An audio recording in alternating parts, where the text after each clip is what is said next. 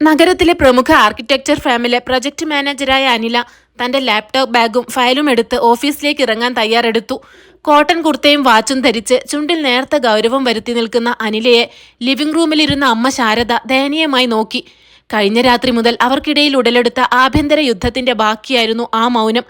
കാറിന്റെ കീ കയ്യിലെടുത്ത് വാതിലിനടുത്തേക്ക് നടന്ന മകളുടെ തോളിൽ ശാരദ പതുക്കെ കൈവച്ചു. എന്നാൽ ആ സ്പർശനത്തിൽ ഒട്ടും തളരാതെ അനില തിരിഞ്ഞു നിന്നു. മോളെ അനില, നീ എന്നോട് എത്ര പിണങ്ങിയാലും ശരി, എനിക്ക് ഈ കാര്യത്തിൽ എന്റെ മനസാക്ഷിയെ തള്ളിപ്പറയാൻ കഴിയില്ല. ആ പെൺകുട്ടി ഇപ്പോൾ പൂർണ്ണമായും ഒറ്റപ്പെട്ടുപോയി. ആരുടെയൊക്കെയോ തെറ്റുകളുടെ പേരിൽ ഒരു ജീവൻ തെരുവിൽ കിടന്ന് നശിക്കുന്നത് കണ്ടില്ലെന്ന് നടിക്കാൻ ഈ അമ്മയ്ക്ക് കഴിയില്ല. അവളെ ഞാൻ ഇങ്ങോട്ട് കൊണ്ടുവരിക തന്നെ ചെയ്യും. ശാരദ തന്റെ തീരുമാനം ഉറപ്പിച്ചു പറഞ്ഞു. അനിലയുടെ മുഖത്ത് കടുത്ത വിയോജിപ്പ് പ്രകടമായിരുന്നു. അവൾ തന്റെ അമ്മയുടെ മുഖത്ത് നോക്കി അല്പം കടുപ്പത്തിൽ തന്നെ സംസാരിച്ചു. അമ്മയ്ക്ക് ഇപ്പോഴും യാഥാർത്ഥ്യം മനസ്സിലാവുന്നില്ലേ? നമ്മളെയും അമ്മയുടെ ജീവിതത്തെയും പാതി വഴിയിൽ ചതിച്ചെറിഞ്ഞ് മറ്റൊരു സ്ത്രീക്കൊപ്പം പോയ ഒരാളുടെ മകളെയാണോ അമ്മ സ്വന്തം വീട്ടിലേക്ക് ആനയിക്കുന്നത്? ഇത് ദയയല്ല അമ്മേ, സ്വയം അപമാനിതയാകലാണ്. ഈ നാട്ടുകാരും നമ്മുടെ ബന്ധുക്കളും നമ്മളെ പരിഹസിക്കാൻ അമ്മ തന്നെ പുതിയൊരു കാരണം ഉണ്ടാക്കി കൊടുക്കുകയാണ്. എനിക്കിങ്ങനെയൊരു ബാധ്യത ഏറ്റെടുക്കാൻ താല്പര്യമില്ല. എന്റെ ജീവിതത്തിൽ എനിക്ക് അമ്മ മാത്രമേ ഉള്ളൂ. അനാഥയായി വരുന്ന ഒരാളോടും സഹോദരി എന്ന പദവി പങ്കുവെക്കാൻ എനിക്ക് കഴിയില്ല അമ്മേ. അനില തന്റെ നിലപാട് കട്ടായമായി പറഞ്ഞു. ശാരദയ്ക്ക് മറുപടി ഉണ്ടായിരുന്നില്ല. അനിലയുടെ വാക്കുകളിലെ അമർഷം അവർക്ക് ബോധ്യമുണ്ടായിരുന്നു. എങ്കിലും ഒരപകടത്തിലെല്ലാം നഷ്ടപ്പെട്ടു നിൽക്കുന്ന ആ കുട്ടിയെ ഉപേക്ഷിക്കാൻ അവർക്ക് തോന്നിയില്ല. അനില കതക് ശക്തമായി അടച്ച് മുറ്റത്തേക്ക് ഇറങ്ങി. കാർ സ്റ്റാർട്ട് ചെയ്ത് വേഗത്തിൽ പാഞ്ഞുപോയി. ആ പോക്ക് നോക്കി നിന്ന ശാരദയുടെ കണ്ണുകൾ നിറഞ്ഞു. മകൾ ഇത്രയും കടുത്ത തീരുമാനങ്ങൾ എടുക്കുന്ന ഒരു വ്യക്തിയായി മാറിയതിനു പിന്നിൽ തങ്ങൾ അനുഭവിച്ച കൈപ്പേറിയ ഭൂതകാലമാണെന്ന് അവർക്ക് നന്നായി അറിയാമായിരുന്നു. വർഷങ്ങൾക്ക് മുമ്പ് ഒരു കോർപ്പറേറ്റ് കമ്പനിയിലെ ഉദ്യോഗസ്ഥനായ രാഘവന്റെ ഭാര്യയായാണ് ശാരദ ആ നഗരത്തിലെ വലിയൊരു ഫ്ളാറ്റിലേക്ക് ജീവിതം തുടങ്ങിയത്. തുടക്കത്തിലെല്ലാം ഭദ്രമായിരുന്നു. അവർക്ക് കൂട്ടായി അനില കൂടി ജനിച്ചതോടെ ആ കുടുംബം ഏറെ സന്തോഷിച്ചു. എന്നാൽ അനിലയ്ക്ക് 5 വയസ്സുള്ളപ്പോൾ രാഘവന് കമ്പനിയുടെ വിദേശത്തുള്ള പ്രൊജക്ടിന്റെ ചുമതല ലഭിച്ചു. വിസയും മറ്റ് സാങ്കേതിക പ്രശ്നങ്ങളും കാരണം ശാരദയ്ക്കും മകൾക്കും നാട്ടിൽ തന്നെ തുടരേണ്ടി വന്നു. ആദ്യത്തെ ഒരു വർഷം രാഘവൻ കൃത്യമായി പണം അയക്കുകയും ദിവസവും സംസാരിക്കുകയും ചെയ്യുമായിരുന്നു. എന്നാൽ പതിയെ അയാളുടെ മെസ്സേജുകൾ കുറഞ്ഞു. നാട്ടിലേക്കുള്ള വരവുകൾ പൂർണ്ണമായും നിന്നു. ഭർത്താവിന്റെ ഈ നിഗൂഢമായ പെരുമാറ്റത്തിൽ സംശയം തോന്നിയ ശാരദ തന്റെ സഹോദരനെയും കൂട്ടി രാഘവൻ ജോലി ചെയ്യുന്ന വിദേശത്തെ നഗരത്തിലേക്ക് തിരിച്ചു. അവിടെ വച്ചാണ് തങ്ങളുടെ സ്വപ്നങ്ങൾ തകർത്ത ആ സത്യം അവർ നേരിട്ട് കണ്ടത്. രാഘവൻ അവിടെ മാലിനി എന്ന തന്റെ സഹപ്രവർത്തകയോടൊപ്പം ഒരുമിച്ച് താമസം തുടങ്ങിയിരുന്നു. ആ കറുത്ത ദിനങ്ങൾ ഓർക്കുമ്പോൾ ഇപ്പോഴും ശാരദയുടെ നെഞ്ചു പിടയും. തങ്ങളെ പൂർണ്ണമായി ഒഴിവാക്കി മാലിനിയെ സ്വന്തമാക്കുകയായിരുന്നു രാഘവൻ. പിന്നീട് വലിയ നിയമ പോരാട്ടങ്ങൾ നടന്നു. എന്നാൽ കോടതിയിൽ വെച്ച് രാഘവൻ ശാരദയെയും മകളെയും തള്ളിപ്പറഞ്ഞു. അപ്പോഴേക്കും മാലിനി ഒരു കുഞ്ഞിന് ജന്മം നൽകിയിരുന്നു. ആ നിമിഷം ശാരദ തന്റെ ആത്മാഭിമാനം ഉയർത്തിപ്പിടിച്ച് അയാളുടെ 1 രൂപ പോലും വാങ്ങാതെ വിവാഹമോചനം നേടി മകളെയും കൊണ്ട് സ്വന്തം നാട്ടിലേക്ക് മടങ്ങി. അവിടെ നിന്നാണ് അനിലയുടെയും അമ്മയുടെയും കഠിനമായ അതിജീവനത്തിന്റെ കഥ ആരംഭിക്കുന്നത്. രാഘവന്റെ ധനികരായ ബന്ധുക്കൾ അവരെ പൂർണ്ണമായി ഒറ്റപ്പെടുത്തി. ശാരദ സ്വന്തമായ ഒരു ചെറിയ കാറ്ററിംഗ് ബിസിനസ് ആരംഭിച്ചാണ് അനിലയെ ഉന്നത വിദ്യാഭ്യാസം നേടാൻ സഹായിച്ചത്. അച്ഛനില്ലാത്തവൾ എന്ന പേരിൽ സ്കൂളിലും കോളേജിലും അനിലയ്ക്ക് ഒരുപാട് മാറ്റി നിർത്തലുകൾ നേരിടേണ്ടി വന്നു. മറ്റുള്ള കുട്ടികൾ ആഡംബരത്തോടെ ജീവിക്കുമ്പോൾ അനില അമ്മയുടെ കഠിനാധ്വാനം കണ്ടാണ് വളർന്നത്. ഈ സാഹചര്യങ്ങളാണ് അവളെ ഒരു കടുത്ത വാശിക്കാരിയാക്കി മാറ്റിയത്. അവൾ കഠിനമായി പരിശ്രമിച്ച് നഗരത്തിലെ അറിയപ്പെടുന്ന ഒരു ആർക്കിടെക്റ്റായി മാറി. തന്റെ അമ്മയെ ആരെങ്കിലും ചെറുതായിട്ടൊന്ന് വേദനിപ്പിച്ചാൽ പോലും അനിലയ്ക്ക് സഹിക്കില്ലായിരുന്നു. അതുകൊണ്ട് തന്നെ അവൾ ബിസിനസ് കാര്യങ്ങളിലും വ്യക്തിജീവിതത്തിലും ആരുടെയും മുഖത്ത് നോക്കി കാര്യങ്ങൾ വെട്ടിത്തുറന്ന് പറയുന്ന ഒരു വ്യക്തിത്വമായി മാറി. ആളുകൾ അവളെ അഹങ്കാരി എന്ന് വിളിച്ചപ്പോഴും അവൾ തന്റെ ആത്മാഭിമാനം ആർക്കും പണയം വെച്ചില്ല. ഇങ്ങനെയൊക്കെ ഇരിക്കുമ്പോഴാണ് കഴിഞ്ഞ ആഴ്ച ശാരദയുടെ സഹോദരൻ ആ വാർത്ത അറിയിക്കുന്നത്. വിദേശത്തുണ്ടായ ഒരു വലിയ കാർ അപകടത്തിൽ മാലിനി തൽക്ഷണം മരിക്കുകയും രാഘവൻ ഗുരുതരമായി പരിക്കേറ്റ് കിടപ്പിലാവുകയും ചെയ്തു. മരണത്തിന് തൊട്ടുമുമ്പ് അയാൾ ശാരദയെ കാണണമെന്ന് അഭ്യർത്ഥിച്ചു. അനിൽ എതിർത്തുവെങ്കിലും ശാരദ ഹോസ്പിറ്റലിലേക്ക് പോയി. അവിടെ വെച്ച് രാഘവൻ തന്റെ ക്രൂരതകൾക്ക് മാപ്പ് അപേക്ഷിച്ചു. തന്റെ 2ാമത്തെ മകളായ അഞ്ജനയെ ഈ ലോകത്ത് തനിച്ചാക്കരുതെന്നും അവൾക്കൊരു തണൽ നൽകണമെന്നും അയാൾ ആവശ്യപ്പെട്ടു. ആ മരണക്കിടക്കയിലെ യാചന തള്ളിക്കളയാൻ ശാരദയ്ക്ക് കഴിഞ്ഞില്ല. അവർ അഞ്ജനയെ തങ്ങളുടെ വീട്ടിലേക്ക് കൂട്ടിക്കൊണ്ടുവരാൻ തീരുമാനിച്ചു. ഇന്നാണ് അഞ്ജന നഗരത്തിലെത്തുന്ന ദിവസം. അനില തന്റെ ഓഫീസിലെ മീറ്റിംഗിനായി കാർ പാർക്ക് ചെയ്ത് നടക്കുമ്പോഴും അവളുടെ മനസ്സ് അസ്വസ്ഥമായിരുന്നു. പെട്ടെന്നാണ് അവളുടെ ഫോൺ ബെല്ലടിച്ചത്. ഡിസ്പ്ലേയിൽ അനീഷിന്റെ പേര് കണ്ടതും അവൾ ഫോൺ അറ്റൻഡ് ചെയ്തു. അനീഷ് അനിലയുടെ മുറച്ചെറുക്കനാണ്. വലിയൊരു IT കമ്പനിയിൽ സോഫ്റ്റ്വെയർ ആർക്കിടെക്റ്റായ അവൻ സാമ്പത്തികമായി കരിയറിന്റെ ഉച്ചസ്ഥായിലാണ്. അനിലയും അനീഷും തമ്മിലുള്ള വിവാഹം വീട്ടുകാർ പരസ്പരം ആലോചിച്ചുറപ്പിച്ചതാണ്. അനിലേക്ക് അനീഷിനോട് വലിയൊരു ബഹുമാനവും പ്രണയവും ഉണ്ടായിരുന്നു. അനീഷ്, നീ എന്നോടൊരു കാര്യം വ്യക്തമാക്കണം. അമ്മയെ ആ കുട്ടിയുടെ അടുത്തേക്ക് കൊണ്ടുപോകാനും അവളെ ഇങ്ങോട്ട് കൂട്ടിക്കൊണ്ടുവരാനും നീയാണോ വണ്ടി ഏർപ്പാടാക്കി കൊടുത്തത്? ഈ നാടകങ്ങളിലെല്ലാം നിനക്കും പങ്കുണ്ടോ? അനില നേരിട്ട് തന്നെ ചോദിച്ചു. ഫോണിലൂടെ അനീഷ് വളരെ നിസ്സംഗമായി മറുപടി നൽകി. അനില, നീ കാര്യങ്ങൾ മനസ്സിലാക്കണം. ഒരു പെൺകുട്ടി ഈ അവസ്ഥയിൽ നിൽക്കുമ്പോൾ മാനുഷിക പരിഗണന നൽകേണ്ടത് നമ്മുടെ ഉത്തരവാദിത്വമാണ്. അവൾ അവിടെ വരുന്നത് കൊണ്ട് നിന്റെ കരിയറിനോ ജീവിതത്തിനോ യാതൊരു കോട്ടവും വരാൻ പോകുന്നില്ല. ഞാൻ എന്ത് മനസ്സിലാക്കണം എന്നാണ് അനീഷ്? എന്റെ അമ്മയുടെ ജീവിതം നശിപ്പിച്ചവരുടെ ചോരയെ ഞാൻ സഹോദരിയായി കാണണമെന്ന് പറയുന്നത് എത്ര വലിയ മാനസിക പീഡനമാണ് അനീഷ്. നിനക്ക് പോലും എന്റെ ഭാഗം മനസ്സിലാക്കാൻ കഴിയുന്നില്ലല്ലോ. അനിലയുടെ ശബ്ദം ഇടറി. ഞാനിപ്പോൾ ആന്റിയുടെ കൂടെയാണ്. ഞങ്ങൾ അവളെയും കൂട്ടി അങ്ങോട്ട് തിരിക്കുകയാണ്. ബാക്കി നമുക്ക് നേരിട്ട് സംസാരിക്കാം. അത്രയും പറഞ്ഞ് അനീഷ് ഫോൺ കട്ട് ചെയ്തു. അനീഷിന്റെ ആ പെട്ടെന്നുള്ള പെരുമാറ്റം അനിലയെ വല്ലാതെ വേദനിപ്പിച്ചു. തന്റെ കരിയറിലും ജീവിതത്തിലും തണലാകുമെന്ന് കരുതിയ അനീഷ് തന്നിൽ നിന്നും മാനസികമായി അകലുകയാണോ എന്നൊരു കടുത്ത സംശയം ആദ്യമായി അവളുടെ ഉള്ളിൽ ഉടലെടുത്തു. ഓഫീസിലെ പ്രധാനപ്പെട്ട മീറ്റിംഗുകൾ ഉണ്ടായിരുന്നെങ്കിലും അനിലേക്ക് ഒന്നിനും ശ്രദ്ധ കേന്ദ്രീകരിക്കാൻ കഴിഞ്ഞിരുന്നില്ല. ലാപ്ടോപ്പ് സ്ക്രീനിലേക്ക് നോക്കിയിരിക്കുമ്പോഴും അവളുടെ മനസ്സ് അമ്മയുടെ തീരുമാനവും അനീഷിന്റെ തണുത്ത പ്രതികരണവും മാത്രമായിരുന്നു. ഉച്ച കഴിഞ്ഞതോടെ അവൾ പ്രൊജക്ട് സൈറ്റിൽ നിന്നും നേരെ വീട്ടിലേക്ക് തിരിച്ചു. കാർ പോർച്ചിലേക്ക് വണ്ടി ഒതുക്കി നിർത്തുമ്പോൾ തന്നെ അവിടെ മറ്റൊരു ടാക്സിക്കാർ കിടക്കുന്നത് അവൾ കണ്ടു. അനീഷിന്റെ ബൈക്കും തൊട്ടടുത്ത് തന്നെ ഉണ്ടായിരുന്നു. അനിലയുടെ നെഞ്ചിടിപ്പ് പതിയെ വർദ്ധിച്ചു. അവൾ സ്റ്റിയറിംഗിൽ അമർത്തി പിടിച്ച് ഒരു നിമിഷം കണ്ണുകൾ അടച്ചു. കാറിൽ നിന്നും ഇറങ്ങി ലിവിംഗ് റൂമിലേക്ക് നടക്കുമ്പോൾ അവിടെ സോഫയിലിരിക്കുന്ന ആ പെൺകുട്ടിയെ അനില കണ്ടു. അഞ്ജന, തന്റെ അച്ഛന്റെ രണ്ടാം കുടുംബത്തിലെ ചോര. ജീൻസും കുർത്തയും ധരിച്ച് ഇരുണ്ട തവിട്ടു നിറമുള്ള മുടികളുള്ള കാണാൻ നല്ല ഭംഗിയുള്ള ഒരു പെൺകുട്ടി. പക്ഷെ അവളുടെ മുഖത്ത് കടുത്ത ഭയവും സങ്കടവും ഉണ്ടായിരുന്നു. അവൾ ചുറ്റുമുള്ള പുതിയ സാഹചര്യങ്ങളെ വളരെ പരിഭ്രമത്തോടെയാണ് നോക്കിക്കണ്ടിരുന്നത്. അനില അകത്തേക്ക് കയറി വന്നതും ഹാളിൽ വല്ലാത്തൊരു നിശബ്ദത പടർന്നു. അനീഷ് സോഫയിൽ നിന്നും എഴുന്നേറ്റു. അവൻ അനിലയുടെ അരികിലേക്ക് നടന്നു വന്നു. അനില, ദാ നോക്ക്, അഞ്ജന എത്തി. നീ വന്ന് അവളോട് രണ്ടു വാക്ക് സംസാരിക്ക്. പുതിയൊരു സ്ഥലത്തേക്ക് വരുമ്പോൾ അവൾക്ക് വല്ലാത്തൊരു അപരിചിതത്വം കാണും. നീ ഒരു ചേച്ചി എന്ന നിലയിൽ അവളെ ഇങ്ങോട്ട് സ്വാഗതം ചെയ്യണം. അനീഷ് തികച്ചും ഔദ്യോഗികമായ ഒരു സ്വരത്തിൽ പറഞ്ഞു. അനിലയുടെ ഉള്ളിൽ ദേഷ്യം ഇരച്ചു കയറി. അവൾ അനീഷിനെ രൂക്ഷമായി ഒന്ന് നോക്കി. അവളുടെ ചുണ്ടുകളിൽ കടുത്ത അമർഷം നിറഞ്ഞിരുന്നു. അനീഷ്, നിന്റെ ഈ അനാവശ്യമായ താല്പര്യം എനിക്ക് ഒട്ടും ഇഷ്ടപ്പെടുന്നില്ല.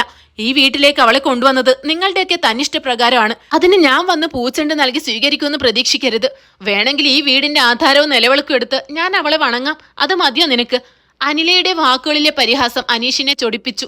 നിന്റെ ഈ കടുത്ത അഹങ്കാരവും ഈഗോയും കാരണമാണ് അനില നിന്നെ പലർക്കും മനസ്സിലാക്കാൻ കഴിയാത്തത്. ഒരു പെൺകുട്ടിയോട് ഇത്രയും ക്രൂരമായി പെരുമാറാൻ നിനക്ക് എങ്ങനെ കഴിയുന്നു? അനീഷ് ശബ്ദമുയർത്തി ചോദിച്ചു. അപ്പോഴേക്കും അടുക്കളയിൽ നിന്നും ശാരദ അങ്ങോട്ടേക്ക് വന്നു. അവർ അനീഷിന്റെ കൈകളിൽ പതുക്കെ പിടിച്ചു.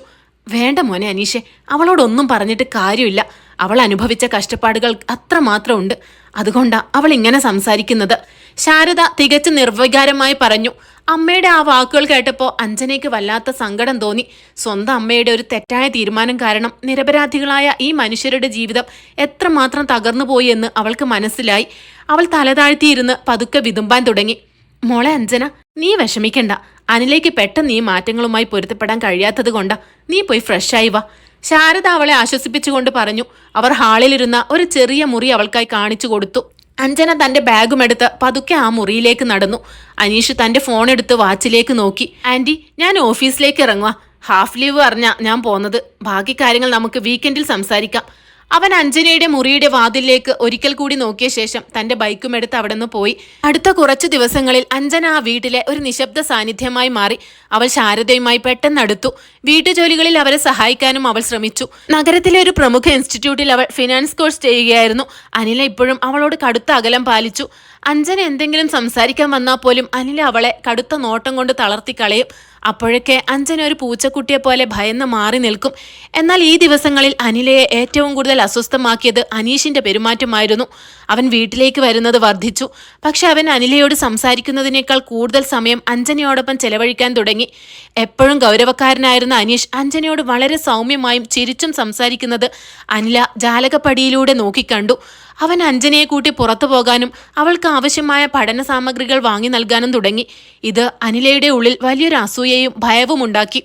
തന്റെ പ്രാണനായ അനീഷേട്ടൻ തന്നിൽ നിന്ന് പൂർണ്ണമായി അകലുകയാണോ എന്ന് അവൾ ചിന്തിച്ചു. അനീഷിനോട് ഇതിനെപ്പറ്റി ചോദിച്ചപ്പോൾ അവൾക്കിവിടെ ആരുമില്ല, അതുകൊണ്ട് ഒരു സഹോദരനെ പോലെ സഹായിക്കുന്നു എന്നായിരുന്നു അവന്റെ മറുപടി.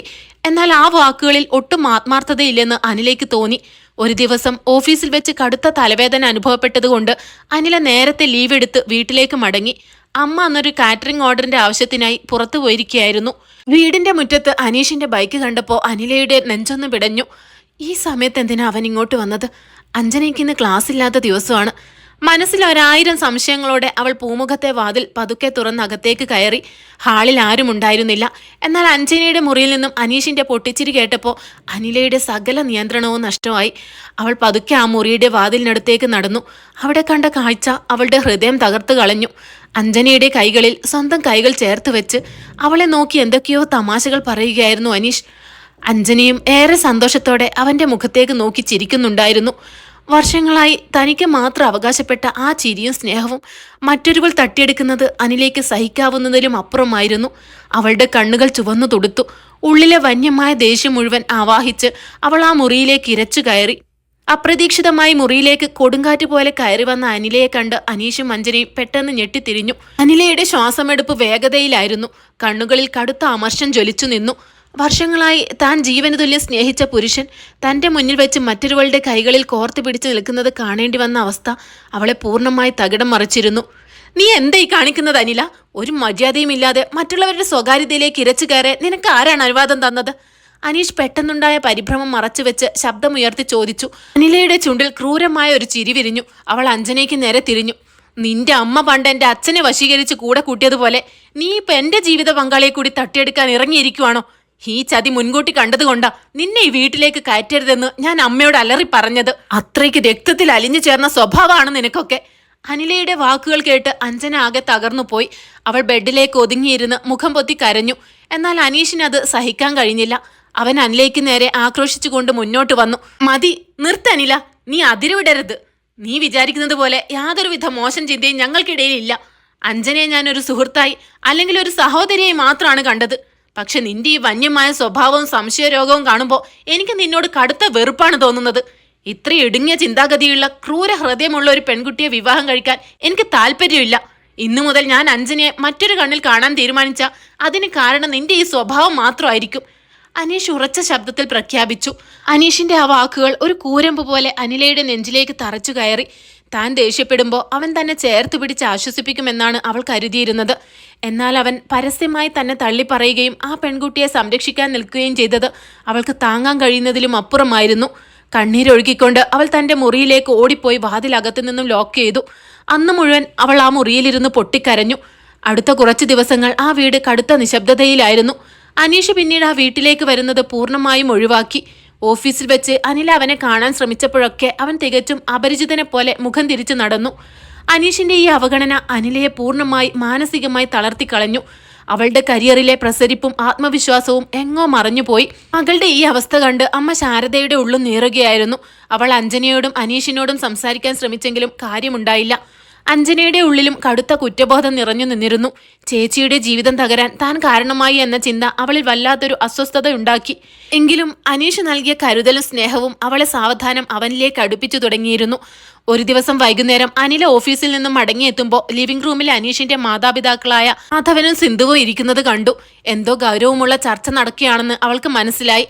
അവൾ പതുക്കെ അവരുടെ അടുത്തേക്ക് ചെന്നു. ശാരദേ, കുട്ടികൾ രണ്ടുപേരും പരസ്പരം ഇഷ്ടപ്പെടുന്നു എന്നാണ് അനീഷ് ഞങ്ങളോട് പറഞ്ഞത്.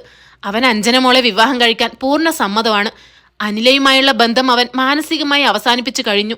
അതുകൊണ്ട് നമുക്ക് ഈ വിവാഹാലോചനയുമായി മുന്നോട്ട് പോകുന്നതല്ലേ നല്ലത്? മാധവൻ തന്റെ സഹോദരിയോട് ചോദിച്ചു. അമ്മ ശാരദ ഞെട്ടലോടെ അനിലയുടെ മുഖത്തേക്ക് നോക്കി.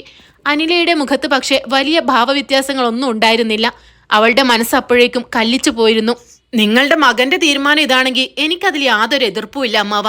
അനില തികച്ചും ശാന്തമായി സംസാരിക്കാൻ തുടങ്ങി. അവളുടെ ഈ മാറ്റം അവിടെ ഉണ്ടായിരുന്ന എല്ലാവരെയും അത്ഭുതപ്പെടുത്തി.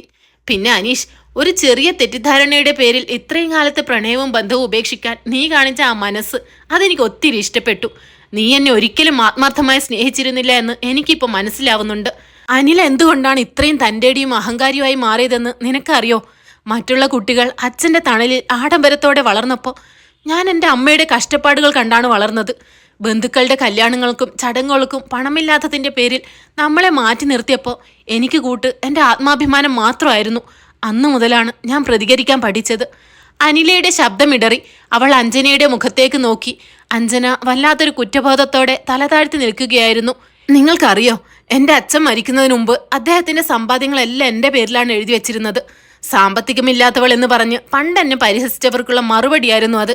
പക്ഷെ എനിക്ക് ആ ചതിയുടെ പണം വേണ്ടെന്ന് വെച്ച് ഞാൻ ആ സ്വത്തുക്കൾ മുഴുവൻ നിയമപരമായി അഞ്ജനയുടെ പേരിലേക്ക് മാറ്റി എഴുതി കൊടുത്തു. അഞ്ജനയുടെ പേരിൽ വലിയൊരു തുകയുടെ സ്വത്തുണ്ടെന്ന് അറിഞ്ഞതുകൊണ്ടാണോ അനീഷ് നീ ഇപ്പൊ ഇവളെ വിവാഹം കഴിക്കാൻ തയ്യാറായത്?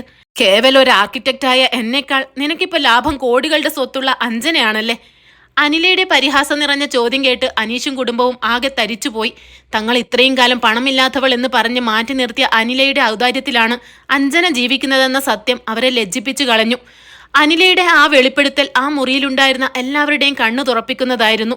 തങ്ങൾ അനാഥയെന്ന് കരുതിയ അഞ്ജനയ്ക്ക് പപ്പയുടെ വലിയ ബിസിനസ് ഷെയറുകൾ നിയമപരമായി കൈമാറിയത് അനിലയായിരുന്നു എന്ന ആ സത്യം അനീഷിന്റെ മാതാപിതാക്കളെ നിശബ്ദരാക്കി.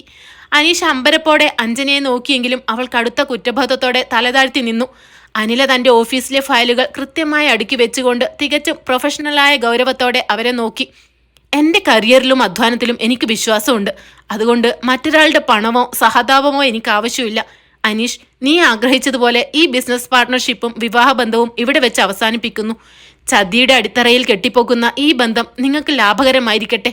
ഇത്രയും പറഞ്ഞ് അവൾ ആ ഹാളിൽ നിന്നും ഇറങ്ങി തന്റെ മുറിയിലേക്ക് നടന്നു. വാതിലടച്ച് ജനലിലൂടെ പുറത്തേക്ക് നോക്കുമ്പോൾ അവളുടെ കണ്ണുകൾ ചെറുതായി നിറഞ്ഞുവെങ്കിലും ഉള്ളിൽ വലിയൊരു ചതിയിൽ നിന്നും രക്ഷപ്പെട്ടതിന്റെ ആശ്വാസമായിരുന്നു അവൾക്ക്.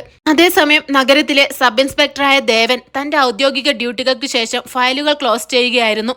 കഠിനമായ സാഹചര്യങ്ങളോട് പോരാടി ഈ പദവിയിലെത്തിയ ദേവന്റെ മനസ്സിൽ പണ്ടേ താലോലിക്കുന്ന ഒരു മുഖമുണ്ടായിരുന്നു, അനില. അവൾ ആർക്കിടെക്റ്റായി ജോലി ചെയ്യുന്ന ഫാമിന്റെ സുരക്ഷാ കാര്യങ്ങളുമായി ബന്ധപ്പെട്ടാണ് അവൻ പലപ്പോഴും അവളെ ദൂരെ നിന്ന് നിരീക്ഷിച്ചിരുന്നത്. അനിലയുടെ കമ്പനിയിലെ പ്രൊജക്റ്റുകൾ സുരക്ഷിതമാണെന്ന് ഉറപ്പുവരുത്തുന്നതിനൊപ്പം അവൾ അറിയാതെ ഒരു കാവൽക്കാരനായി അവൻ എപ്പോഴും കൂടെ ഉണ്ടായിരുന്നു. പലപ്പോഴും അവൾ പോകുന്ന റൂട്ടുകളിലെ ട്രാഫിക് സിഗ്നലുകളിലോ കോഫി ഷോപ്പുകളിലോ വെച്ച് അവൻ അവളെ നോക്കാറുണ്ടായിരുന്നു. അനില പലതവണ അവനെ സംശയത്തോടെ നോക്കുകയും പോലീസുകാരുടെ അനാവശ്യ നിരീക്ഷണമെന്ന് കരുതി ദേഷ്യപ്പെടുകയും ചെയ്തിട്ടുണ്ട്. അപ്പോഴൊക്കെ അവൻ ഒരു നേർത്ത പുഞ്ചിരിയോടെ ഒഴിഞ്ഞു മാറുമായിരുന്നു. അനീഷുമായി അവളുടെ വിവാഹം ഉറപ്പിച്ചതറിഞ്ഞ് അവളുടെ സന്തോഷത്തിനായി അവൻ പൂർണ്ണമായി മാറി നിന്നു. എന്നാൽ അനീഷ് അവനെ ചതിച്ചു എന്ന വിവരം അറിഞ്ഞപ്പോൾ ദേവന്റെ കൈകൾ ദേഷ്യം കൊണ്ട് തഴുകി. അടുത്ത കുറച്ച് ദിവസങ്ങൾ അനിലേക്ക് കടുത്ത മാനസിക സമ്മർദ്ദത്തിൻ്റെതായിരുന്നു. അവൾ തന്റെ പുതിയ പ്രൊജക്ടിന്റെ സൈറ്റുകൾ വിശ്രമമില്ലാതെ ജോലി ചെയ്തു. ഭക്ഷണം പോലും കൃത്യമായി കഴിക്കാത്തതുകൊണ്ട് അവളുടെ ശരീരം വല്ലാതെ തളർന്നിരുന്നു. ഒരു ദിവസം വൈകുന്നേരം കൺസ്ട്രക്ഷൻ സൈറ്റിലെ പരിശോധന കഴിഞ്ഞ് റോഡരികിൽ പാർക്ക് ചെയ്തിരുന്ന തന്റെ കാറിലേക്ക് നടക്കുമ്പോൾ അവൾക്ക് കടുത്ത തലകറക്കം അനുഭവപ്പെട്ടു. അവൾ ബോധരഹിതയായി റോഡിലേക്ക് വീഴാൻ പോയ നിമിഷം കരുത്തുറ്റ 2 കരങ്ങൾ അവളെ താങ്ങി പിടിച്ചു. അനില പതിയെ കണ്ണുകൾ തുറക്കുമ്പോൾ ഒരു പ്രൈവറ്റ് ഹോസ്പിറ്റലിലെ എമർജൻസി വാർഡിലായിരുന്നു. കയ്യിൽ ഗ്ലൂക്കോസ് ഡ്രിപ്പ് ഇട്ടിട്ടുണ്ടായിരുന്നു. അവൾ പരിഭ്രമത്തോടെ എഴുന്നേൽക്കാൻ ശ്രമിച്ചപ്പോൾ അങ്ങോട്ടേക്ക് ഡ്യൂട്ടി നേഴ്സ് കടന്നു വന്നു. മാഡം, എഴുന്നേൽക്കരുത്, BP വല്ലാതെ ലോ ആയതാണ്. ഭാഗ്യത്തിന് നിങ്ങളെ ഫോളോ ചെയ്ത് വന്ന ആ പോലീസ് ഓഫീസർ കൃത്യമായി ഇവിടെ എത്തിച്ചു. അദ്ദേഹം പുറത്തുണ്ട്, ഞാൻ വിളിക്കാം, നേഴ്സ് പറഞ്ഞു.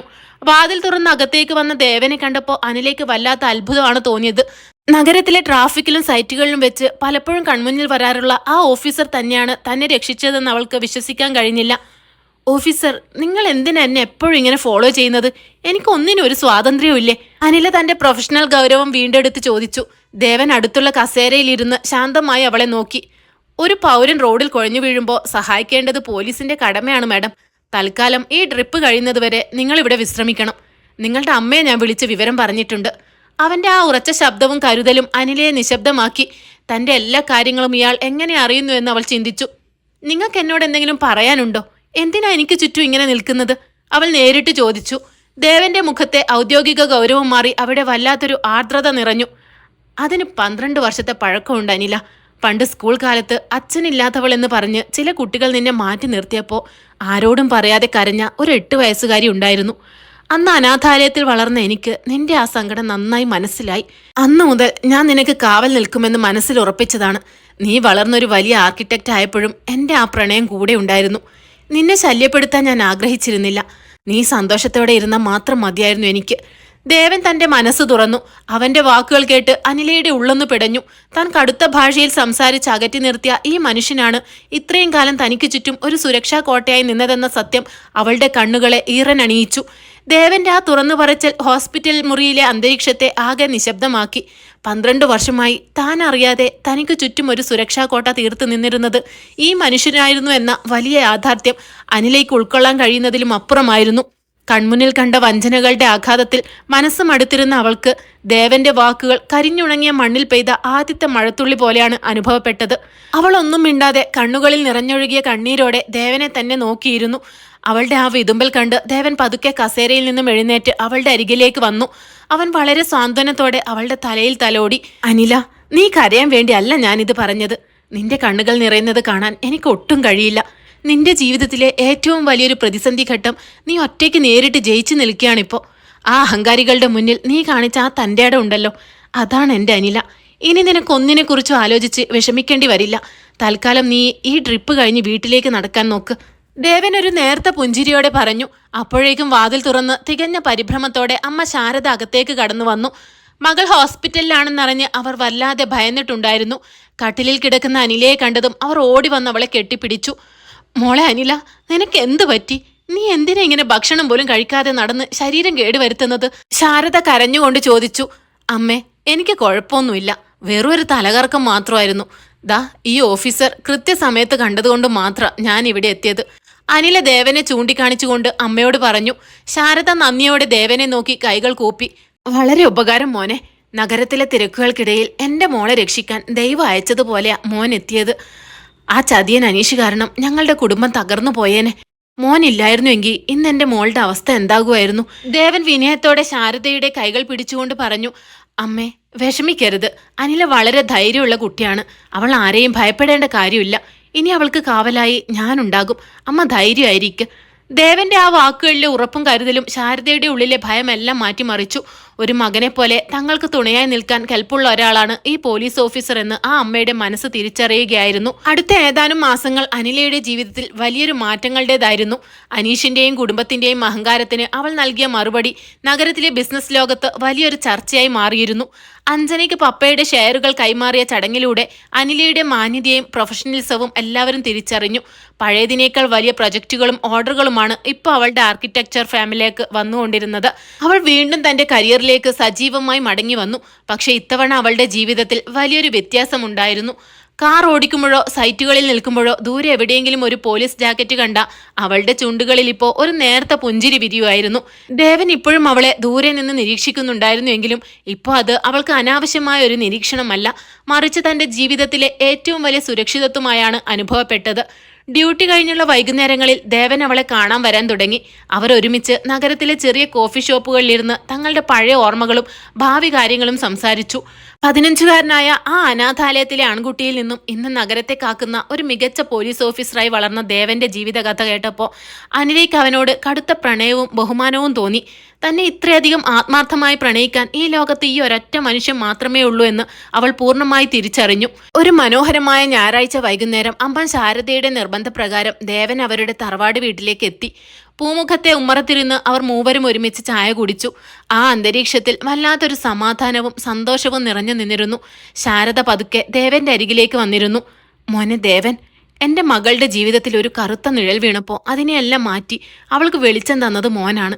12 വർഷമായി നീ മനസ്സിൽ കൊണ്ടു നടക്കുന്ന ഈ പ്രണയം കേട്ടപ്പോൾ ഒരമ്മ എന്ന നിലയിൽ എൻ്റെ കണ്ണ് നിറഞ്ഞുപോയി. എൻ്റെ മോളുടെ കൈകൾ ഇനി നിന്റെ കൈകളിൽ ഭദ്രമായിരിക്കുമെന്നെനിക്ക് ഉറപ്പാണ്.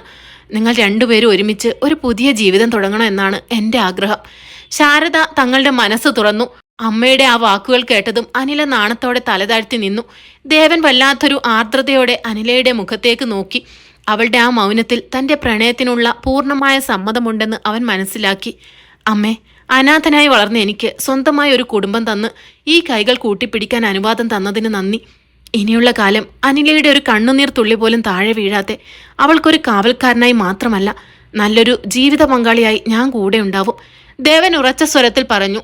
അസ്തമയ സൂര്യന്റെ ചുവപ്പ് പടർന്ന ആ വൈകുന്നേരത്തിൽ ചതിയുടെയും സങ്കടങ്ങളുടെയും കറുത്ത അധ്യായങ്ങൾ പൂർണ്ണമായി അവസാനിക്കുകയായിരുന്നു.